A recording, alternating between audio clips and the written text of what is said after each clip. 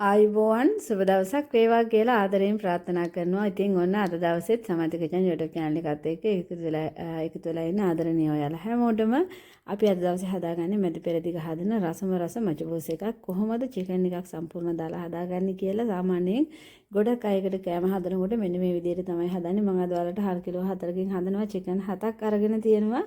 ඉතින් බලමු අපි කොහොමද මෙන්න මේක හදාගන්නේ කියලා. ඉතාමත් ලේසියෙන්. ඉතින් වෙනද වගේම වීඩියෝ එකට යන්න කලින් ආදරෙන් ආරාධනා කරනවා සම්පූර්ණ වීඩියෝ එක බලන්න. මැද පෙරදිගේ යන ආදරණීය ඔයාලට මේ වීඩියෝ එකත් ප්‍රයෝජනවත් වෙයි.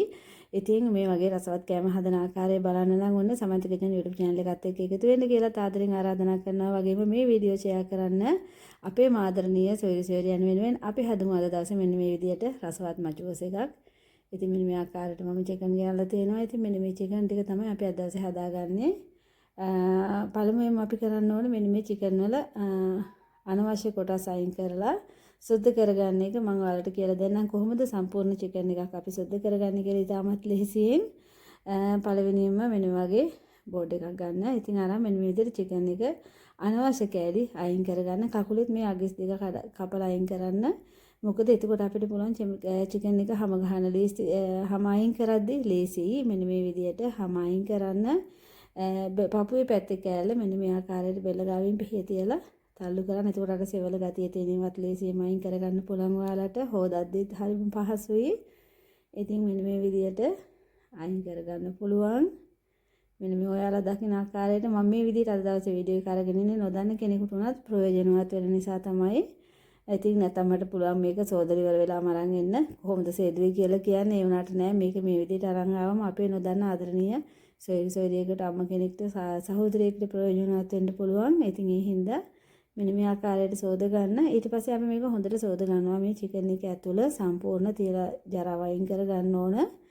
ලේ ගතිය එහෙම තියෙනවා. ඒක හොඳට සෝදලා මෙන්න මේ විදියට මෙන්න බලන්න මෙන්න මේ ආකාරයට හොඳට සෝද ගන්න. නැත්නම් සිරිගඳ එනවා. ඒ හින්දා බෙල්ල ගාවත් හොඳට සෝද ගන්න මේ විදිහට. ඊට පස්සේ අපි මේ ඔක්කොම ටික මේ ආකාරයට සෝද ගන්නවා. සෝදගෙන ඉවරලා ලුණු කුඩු එකතු කරගන්න. චිකන් එකේ ඇතුළට බඩ ඇතුළු පැත්තට වගේම එලි පැත්තෙත් හැම පැත්තටම තවරන ආකාරයට මෙන්න මේ විදියට. ඊට පස්සේ විනිගර් චුට්ටක් හරි දෙහි ඇඹුල් ටිකක් හරි දාලා මෙන්න මේ වගේ හොඳට අත ගාලා සෝද ගන්න. එතකොට සිනිගඳ එන්නේ නැහැ. චිකන් එක සම්පූර්ණ එව්වට කිසි ප්‍රශ්නයක් නැහැ. බය නැතුව යන්න මේ විදියට. ඉතින් මෙන්න මේ ආකාරයට තමයි දැන් අපිට පුළුවන් වුණ මේ විදියට හොඳට සෝදලා ගන්න. විනිගර දාලා එවෙලෙම සෝදලා ගන්න පුළුවන්. කිසි ප්‍රශ්නයක් නැහැ. ලුණු දාලා තියෙන හින්දා සිනිගඳ අයින් වෙනවා. ඉතින් අපි මේක හොඳට සෝදලා ගන්න ඕන මේ ආකාරයට. මේක සෝදලා අරන් තෙත මාත්තු කර ගන්න ඕන. ඊට පස්සේ මම හටියක් ලිපේ තිනවා බත් එක උයන්න ගන්න හටිය. ඒකට අවශ්‍ය ප්‍රමාණයට තෙල් එකතු කර ගන්නවා. මොකද අපි මේ චිකන් එක දෙපැත්ත රන්වන් පාට වෙන්න දෙපැත්තනේ සම්පූර්ණ බෙද ගන්නවා. මේක හොඳටම බෙදෙන්නේ නැහැ. මේකේ උඩ පැත්ත පාට වෙන්න විතරයි ගන්නෙ. මොකද මචබෝස් එක නැත්තම් මෙහෙම කරන්නේ නැතුව ඉවුවතින් සුදු පාට වෙනවා. එහෙම වුණාම අපේ ගෙදරින් අය කන්නේ නැහැ. ඉතින් ඔයාලත් මේ විදිහට හදලා බලන්න කොහොමද කියලා. රත් වෙච්ච තෙල් එකට මෙන්න මේ විදිහට චිකන් එක සයිඩ් එකක් මේ ආකාරයට දා ගන්නවා. ඉතින් ඒ අතරතුර මම ලුණු මෙතන කිලෝ එකක් අරන් තියෙනවා. ඉඟුරු ග්‍රෑම් 50ක් 60ක් වගේ. මෙතන තියෙන කුළු බඩු ටික බලන්න හරිය හැමීට මම ඔයාලට පෙන්නනවා මේක. ගම් මිරිස් උළුහාල් එතකොට එනසාල් වේලිච්ච දෙහි කුරුඳු පොතු එතකොට කරාබු නැටි සෝදුරු මහදුරු ඒ වගේම කොත්තමල්ලි 60 මේ සෑඳි භාගයකුත් තලලා අරගෙන තියෙනවා. කොටලා නෙවෙයි තලලා අරන් තියෙනවා. ඒ ටික තමයි අපට ඕන කරන්නේ. තව මේකට මම ලේස්ති කරගන්නවා පොතු ඉවත් කරගත්ත තක්කාලි ගෙඩියක්. ඔයාලට තියෙනවා රතු පාට තක්කාලි ගෙඩියක් ගන්න. එහෙම ගන්න මට අද තිබ්බේ නැහැ. ඉතින් ඒ නිසා මම එහෙම ගත්තේ නැහැ. ඉතින් මට තිබ්බ දෙයක් තමයි මම අද ගත්තේ.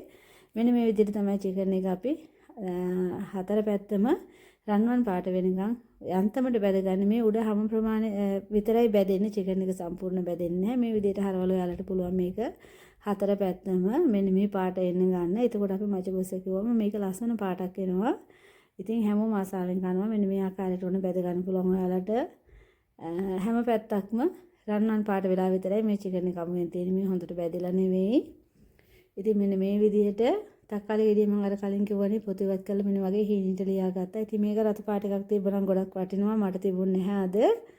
ඉතින් මේ දවස්වල එළවලු එහෙම අපිට ගන්න නැහැ. හරි හිඟයි.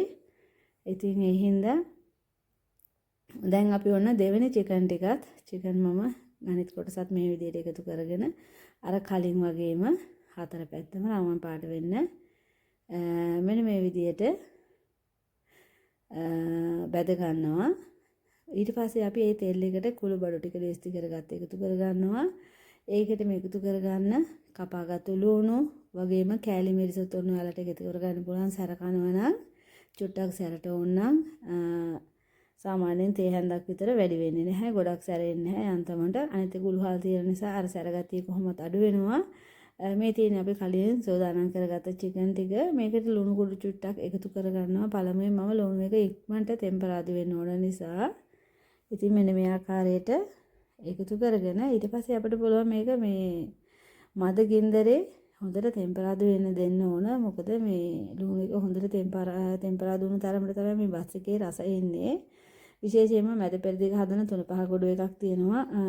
ඔක්කොම කුළු බඩු එකට දාලා හදන ඒ 3-5 ගොඩ එක විතරයි පාවිච්චි කරන්නේ අපි. ඉතින් මේ වෙලාවෙම ලුණු එක ටෙම්පරාදු වුණාම වේලිච්ච දෙහි එකතු කරගන්නවා තක්කාලි ගෙඩියයි ඉඟුරු කෑල්ලයි තලාගත්ත ලුණු එක ටෙම්පරාදු වෙද්දි මම ඉඟුරු එකතු කරගත්තේ නෑ. පස්සේ තමයි ඔන්න එකතු කරගත්තේ.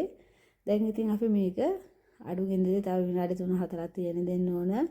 ඊට පස්සේ ඔන්න 3-5ත් එකතු කරගත්තා. මම අර කිව්ව මැද පෙරදිග තියෙන 3-5 එක තමයි. ඒක එකතු කරගත්තා මේස හැඳි 2මාරක්. මං කියවනේ හාල් ටින් 4ක්. ඒ කියන්නේ රුලන් ටින් තියෙන මෙහි එයින් 4ක් තමයි ගත්තේ. ඉතින් ඒකට මෙන්න මේ විදිහට එකතු කරගන්න. ඔයාලා මෙතනදී මස් එකත් එක්ක උයන නිසා හාල් වලට වතුර එක තියා ගන්නවා නම් මම ඔයාලට කියනවා හාල් ටින් 4කට වතුර ටින් 6යි 3 කාලක් වගේ ගන්න. එතකොට හොඳටම ඇති බත් එක උයා ගන්නයි චිකන් එක තැම්බෙන්නයි ඔක්කොටම.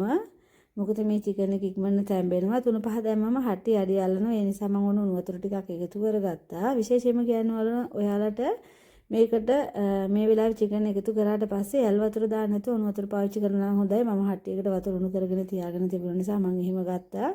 එතකොට අපිට ඉක්මනට උයා ගන්න පුළුවන්. නැත්නම් ආයෙ සීතල වතුර දැම්මොත් මේක ආයෙ ගොඩක් වෙලා යනවා රත් වෙන්න. ඒ හින්දා ඉතින් මෙන්න මේ විදිහට චිකන් එකතු කරලා ඒකට අපි අර උණු කරගත්තු වතුර ටික එකතු කරගන්නවා. මම ඔයාලට කිව්වා වතුර හාල් ටින් 4කට වතුර ටින් 7ක් වගේ 6යි 3 කාලක් 7ක් අතර යනවා. ඉතින් මේක මෙන්න මේ විදිහට උයා ගන්න පුළුවන්. දැන් අපි මෙතනදී ලුණු රහ බලන්න ඕන. ලුණු මේකට මදි කොහොමද? මම කලින් දැම්මේ ලුණු වලට විතරක් ටිකක් නිසා. ඊට පස්සේ අපි ඕන ලුණු කුඩු එකතු කර ගන්නවා. මේ වෙලාවේ රහ බලලා ඕකේ නම් ඊට පස්සේ මේක පියනකින් වහලා ලිපේ තියෙනවා. හරියටම විනාඩි 25ක් පැය භාගයක් අතර වගේ වෙනකොට තැම්බෙනවා. මේ තියෙන ඊට පස්සේ මම මේකේ චිකන් ටික දැන් අයින් කර ගන්නවා. මෙන්න බලන්න අපි මේ හොද්දේ පැහුණත් මේ චිකන් එක අර කලින් තිබ්බ ලස්සන පාට එහෙමම රැඳිලා තියෙනවා. ඉතින් මෙන්න මේ පාටට ගන්න නම් අපි අර කලින් කෝ වගේම මේක චුට්ටක් අර දෙපැත්ත රන්වන් පාට වෙන තෙල් එකේ තියලා බෙදලා ගන්න ඕන.